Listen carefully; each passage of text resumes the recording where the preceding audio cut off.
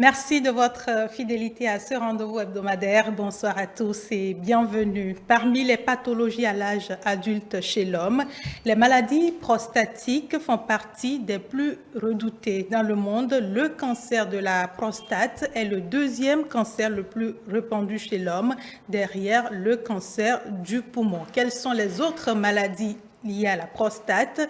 Quels sont les symptômes, les manifestations? Comment cela évolue à l'âge adulte? On en parle ce jour dans votre émission avec le docteur Michel Michael Agoupé. Il est chirurgien, urologue, andrologue. Bonsoir docteur. Bonsoir madame.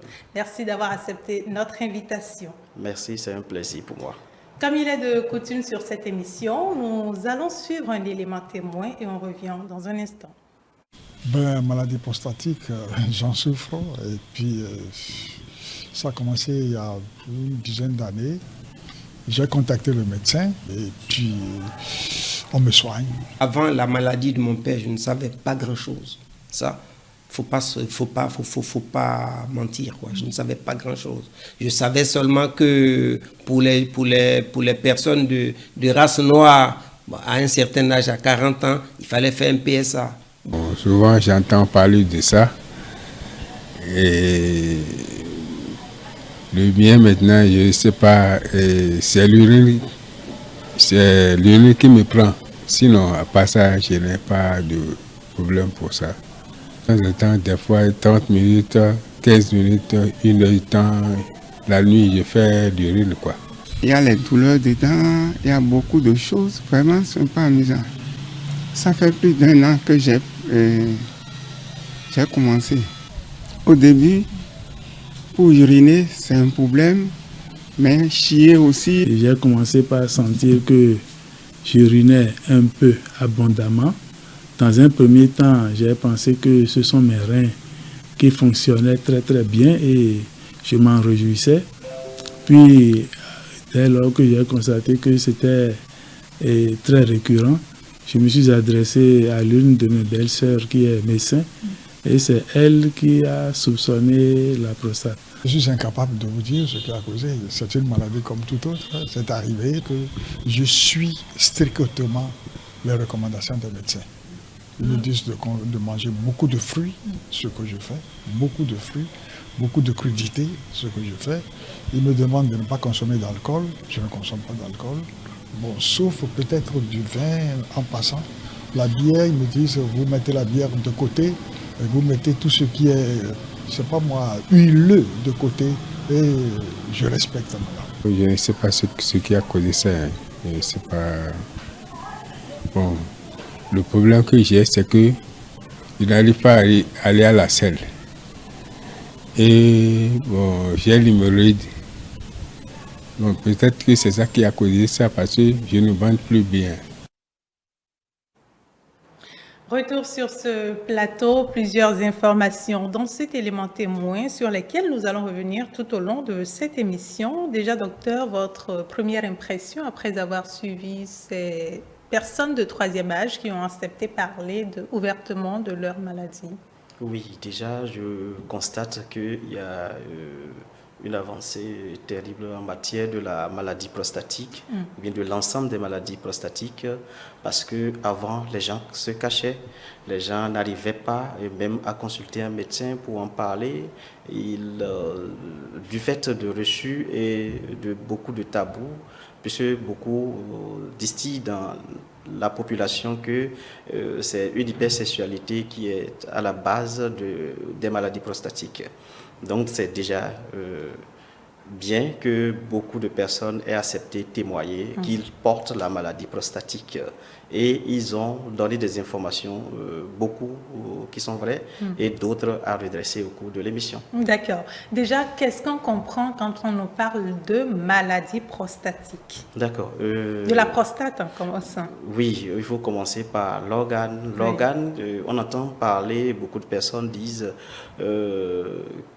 j'ai la prostate. Non, c'est une fausse manière de dire, de parler. On dit on devrait dire j'ai la maladie prostatique, j'ai une maladie prostatique. La prostate, c'est un organe, comme le foie, comme les reins, comme les poumons, tout autre organe de l'organisme, d'accord, et qui a un rôle important en matière de fertilité. Donc ça participe à la formation du sperme qui contient les spermatozoïdes et qui permettent une perpétuation de la race humaine en matière de reproduction humaine. Donc cet organe plutôt, avec le temps, peut présenter beaucoup de maladies comme les autres organes du corps humain. Et c'est de ça qu'il s'agit. Donc prostate, c'est un organe et ça peut avoir à traîner à un moment, à présenter à un moment des maladies prostatiques. Oui, dans l'élément, certes, les intervenants n'ont pas précisé de quel type de maladie prostatique il s'agit, mais il y en a combien véritablement? Oui, si nous laissons de côté les maladies malformatives, d'accord, et les maladies traumatiques, les groupes nosologiques les plus importants sont les maladies tumorales prostatiques et les maladies infectieuses. Quand je prends les maladies infectieuses, il y en a qui sont ou qui se présentent sous la forme aiguë, c'est-à-dire très bruyant, et le patient est obligé de consulter. Il y en a qui vont évoluer dans la durée avec une évolution intermittente, c'est-à-dire ça va et ça revient, et ça n'amène pas à consulter tout de suite. C'est les gènes que cela entraîne qui amènent le patient à consulter. Donc, sous la catégorie des maladies infectieuses, nous avons la prostatite, qu'elle soit aiguë ou chronique. C'est répandu, qu'on soit dans la population jeune ou bien dans la population adulte.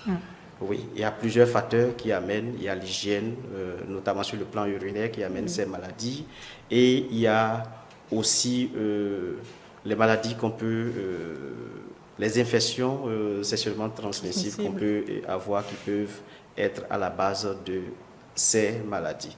Il y a d'autres maladies, le développement de d'autres maladies, les infections urinaires simples par exemple, et la maladie tumorale prostatique même qui peut être à la base des infections prostatiques. Donc ça, c'est le premier lot de maladies prostatiques. Oui. Et ce qui est important, de quoi il faut parler, c'est le groupe tumoral. D'accord. Quand nous rentrons dans le groupe tumoral, on a essentiellement deux types de maladies prostatiques. Nous avons les tumeurs bénignes, c'est-à-dire une tumeur, c'est une multiplication anarchique de cellules de la prostate. Et ça prend de volume, mais ce n'est pas malin, c'est-à-dire ça ne se cancérise pas. Ça va entraîner un certain nombre de symptômes qu'on va développer par la suite. Oui. Et le risque est moins important que dans le cancer de la prostate.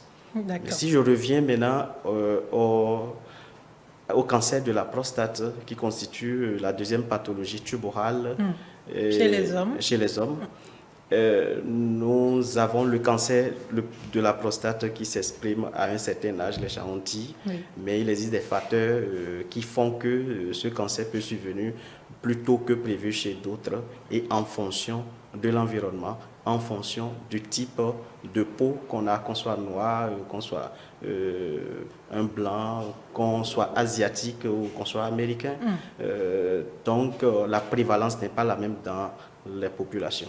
Ce cancer est une multiplication anarchique de cellules de la prostate. Et c'est doté de la faculté, c'est la différence entre l'hypertrophie bénigne de la prostate et le cancer.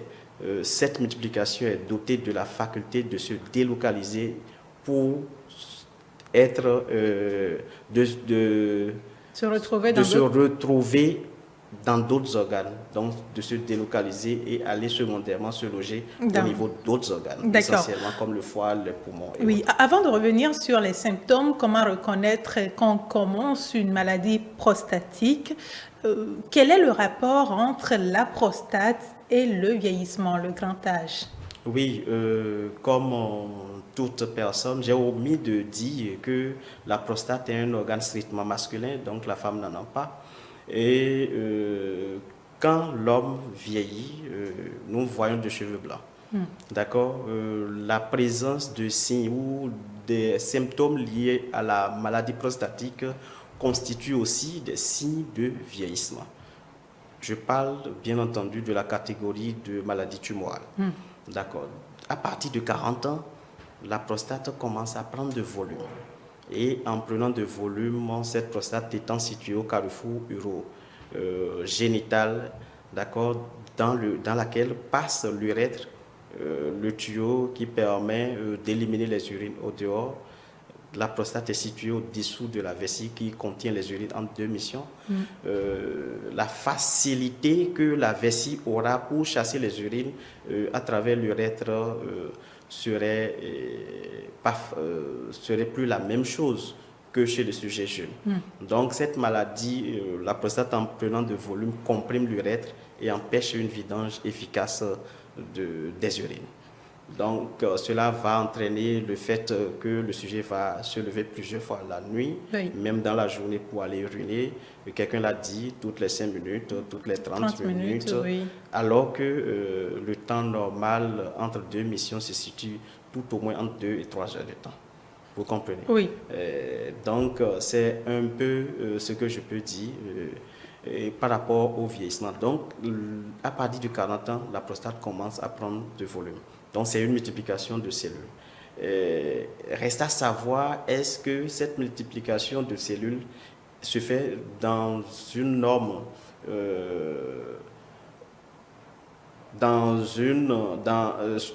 d'une manière anarchique ou non? Quand ça se fait d'une manière anarchique, on est devant le cancer de la prostate qui peut s'observer après 50 ans, autour de 60 ans. Et la maladie prostatite bénigne qui peut aussi s'observer dans la même tranche d'âge, notamment autour de 50 ans. D'accord. Vous avez déjà commencé par parler des urines, de ce qui a été évoqué plusieurs fois par les intervenants. À part le fait d'aller successivement et de façon très rapprochée aux toilettes, est-ce qu'il y a d'autres symptômes ou d'autres signes qui permettent à un individu de savoir que oui, je commence, il faut s'inquiéter, il faut consulter un médecin? Oui, déjà, on a dit le premier facteur, c'est l'âge. D'accord. Tout homme qui nous écoute doit commencer par faire attention à partir de 45 ans. S'il existe un facteur familial, son père ayant déjà fait une tumeur prostatique, qu'elle soit maligne ou bénigne, ou bien une sœur qui ait déjà fait une tumeur de sein, ou bien une tumeur gynécologique, doit commencer par faire attention. On demande à celui qui n'a pas de facteur familial de consulter à partir de 50 ans, mais celui qui a eu un facteur avéré familial doit commencer sa consultation tous les ans à partir de 45 ans. J'ai dit tantôt quelques signes urinaires, mais ce n'est pas le tout. D'accord? Les premiers signes qui attirent l'attention ou bien qui alertent, c'est un monsieur qui, quand il va se réveiller dans la deuxième partie de la nuit, il se réveille beaucoup. Il peut déjà commencer par se réveiller plus de 3 fois. Quand un homme se réveille déjà plus de 3 fois et qu'il n'existe pas une pathologie autre qui est en dessous, il faut se demander si ce n'est pas la maladie prostatique qui est en train de se révéler de cette manière.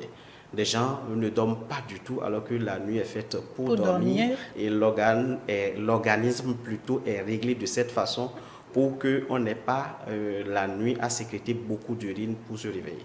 Donc quand vous vous réveillez déjà beaucoup la nuit, au-delà de 3 fois, c'est des signes d'alerte. Nous, on dit que c'est de la pollakiurie. Les urines qu'on élimine en petite quantité en un temps rapproché, c'est pas normal. L'homme peut avoir une difficulté à éliminer, c'est-à-dire il faut pousser d'abord avant que les urines ne sortent, alors que une mission doit quand même être volontaire, efficace et sans douleur. Donc le fait de pousser, d'accord, avant d'uriner est un facteur, un des signes importants de la maladie prostatique. Nous, on l'appelle la dysurie. Parfois, c'est les urines qui sont bloquées. D'accord, on les appelle les rétentions. Il en existe de 2 types, on ne va pas rentrer dans les détails. Oui. La rétention, celle qui est aiguë, celle qui est bruyante, c'est ça qui amène le patient à consulter. Il y a quelqu'un qui l'a dit, il se levait beaucoup et il pensait qu'il urinait bien. Oui, Donc cette forme est une forme trompeuse et ça amène le patient avec les complications essentiellement, une insuffisance rénale et qui l'amène à consulter. Ça veut dire que la maladie a déjà beaucoup évolué. D'autres signes qu'on peut avoir, c'est les signes d'infection. C'est-à-dire les urines ne pouvant plus sortir, la vessie ne pouvant pas vider les urines comme il le faut. Les urines restent un long moment dans la vessie et toute stase urinaire constitue le nid d'infection urinaire. Infection des urines et infection prostatique que j'ai eu à décrire tantôt quand j'ai commencé par parler.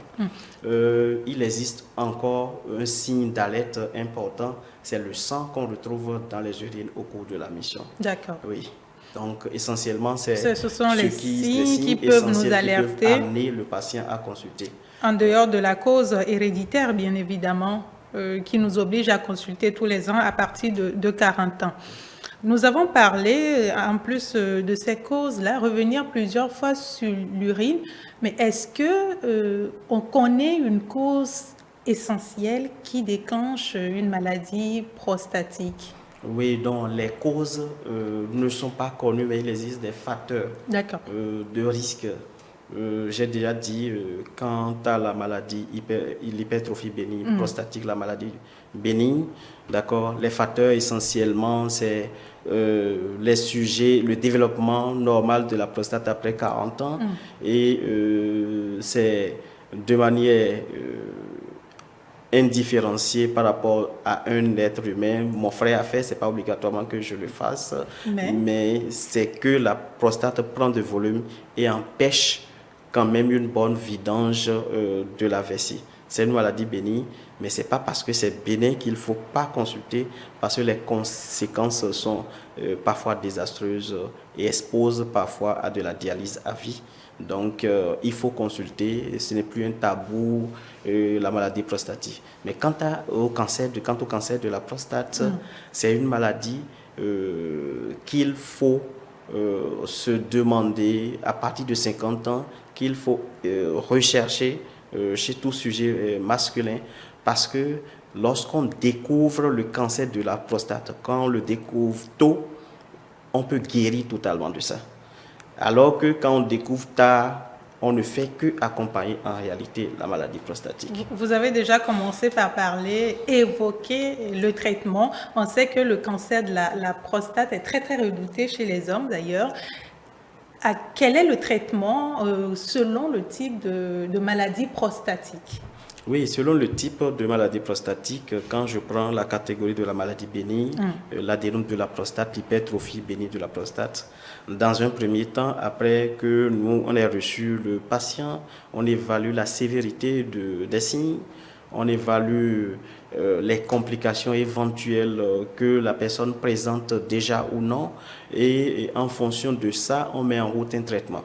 Si quelqu'un vient et est au début de sa maladie, il existe des médicaments, ensemble 4-5 groupes de médicaments qu'on utilise, dont la phytothérapie, si vous voulez j'en parle. Allez-y, parce que nous sommes dans un contexte africain et on sait, la phytothérapie fait partie des modalités de prise en charge, de l'arsenal thérapeutique de prise en charge de la maladie prostatique. Comment ça se passe? Oui, quand on dit phytothérapie, c'est des médicaments bien étudiés et on connaît les extraits de plantes, l'Africanum pygeum, le Pygeum africanum plutôt. Il existe d'autres plantes qui utilisées en combinaison déjà faites sont utilisées pour permettre à ce que la prostate puisse s'ouvrir de manière efficace et permettre une bonne vidange de la vessie. J'ai dit que la phytothérapie fait partie. Elle a essentiellement un rôle anti-inflammatoire et il existe d'autres médicaments qu'on peut être appelé à associer pour que la prostate puisse mieux répondre. Si ça répond, aujourd'hui, c'est pas que ça va répondre dans le long terme. D'accord. Il existe en fonction de chaque patient une spécificité de médicaments qu'on peut être appelé à utiliser. Une petite parenthèse pour aller à la capsule de sage. Nous savons que dans le contexte béninois, on voit beaucoup de publicités sur les réseaux sociaux, tel produit guérit la prostate, tel. Est-ce que vous conseillez ces produits-là à vos patients? Oui, déjà, sans un vrai diagnostic, on ne peut pas dire allez-y à tout moment à vous donner, à vous acheter un produit qui n'est peut-être pas bien étudié en matière d'efficacité, en matière de toxicité. C'est pas qu'on est contre l'ingéniosité africaine, notamment béninoise, mais c'est, j'ai déjà dit, la phytothérapie fait partie de la prise en charge des médicaments. Mais il faut savoir, puisque beaucoup de personnes viennent à nous avec insuffisance rénale induite par beaucoup de médicaments de phytothérapie. Donc, il faut se référer aux praticiens les mieux avertis pour qu'on puisse vous orienter et dire votre maladie à cette étape a besoin de telle prise en charge. Merci. Donc j'ai dit par rapport après les médicaments, il y a la chirurgie. Il y a la chirurgie invasive et la chirurgie mini-invasive. La chirurgie invasive, c'est on ouvre, on enlève une partie de la prostate dans la maladie bénigne et on utilise aussi la chirurgie endoscopique. Là, on n'ouvre pas, c'est ce que les gens appellent communément le laser pour réduire la taille de la prostate. D'accord, nous allons sur la capsule du sage et on revient pour clôturer la discussion. Wow.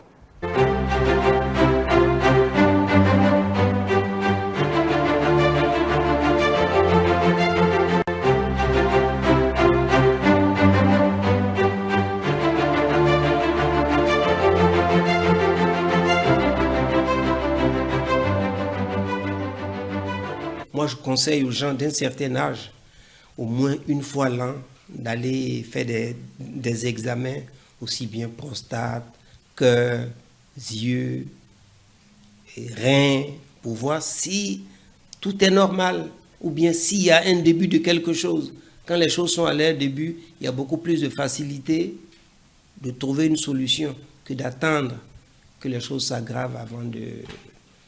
Quand c'est trop tard, avant de courir vers le médecin, quoi. Et puis d'être raisonnable aussi dans ce qu'on mange, dans ce qu'on boit, c'est tout. Ce jour est très courte. Docteur, vous avez suivi une personne de 3e âge qui donne un conseil très très important pour vous qui êtes médecin. Oui, c'est essentiel ce qu'il a dit. On n'a pas beaucoup de temps, donc on ne peut pas aborder tous les aspects. Le facteur environnemental, le facteur alimentaire, la consommation de beaucoup de graisses qu'on ne consomme pas diététique peut amener à développer des maladies prostatiques, notamment le cancer de la prostate, et ça a été démontré dans la littérature. Ce qu'il a dit, c'est vrai, il faut éviter l'alcool, il faut éviter la graisse, il faut consommer beaucoup de fruits, il faut préférer la tomate. C'est des facteurs qui protègent plus ou moins, selon la littérature, sans qu'on puisse dire c'est des éléments réels, probants, qui empêchent que ces maladies surviennent à coup sûr. D'accord. Pour finir, en quelques mots, un conseil aux personnes de 3e âge. D'accord. Déjà, la maladie prostatique, notamment tumorale, concerne les personnes de 3e âge. Et il faut que chaque individu de cet âge, de cette tranche d'âge, sache qu'à partir de la cinquantaine déjà, qu'il faut prendre les précautions, consulter un neurologue, et on en a beaucoup, plus d'une vingtaine dans le pays, un neurologue par an. Il s'agira d'un examen physique, notamment le toucher rectal pour apprécier la consistance de la prostate, un examen biologique et un examen radiologique, notamment le PSA qui a été cité plusieurs fois, et l'échographie pour voir le volume prostatique. Merci. Le reste, on reviendra sûrement dans un autre numéro avec vous, Dr Michel Michael Agnoupé. Je rappelle que vous êtes chirurgien urologue, andrologue. Nous avons parlé des urines tout au long de cette émission et nous allons en parler dans le prochain numéro. Merci de votre attention et à la semaine prochaine. Merci.